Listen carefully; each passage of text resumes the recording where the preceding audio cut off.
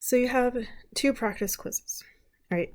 There's one that's going to be fully automatically graded so you can get instant feedback, and then there's another one that includes instructor feedback or instructor grading. So let's look more closely at that practice quiz.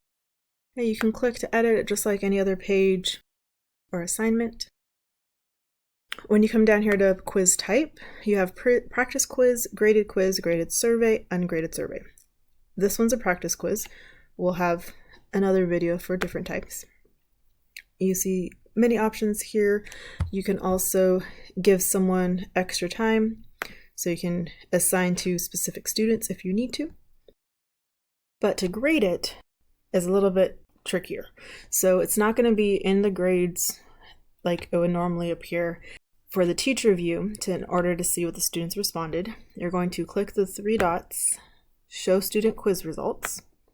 It'll tell you how many students have completed it so far, students have taken it, students have not taken the quiz, and then if there's a student that has that exclamation mark, that means that they need to be graded still. So for this practice quiz, you had one question that was automatically graded and another question that required instructor feedback or instructor grading.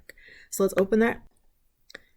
And then where the student enters their answer, that's where I'm going to manually grade it. I can add additional comments as well. I can do fudge points. All right, and then once I'm done grading it, I would click update scores, and so now that student would get that score. If, let's say, they didn't score perfectly or you want to give them another chance, you can click the allow the student an extra attempt, and then they can resubmit the quiz and you'll get to it the same way to regrade it.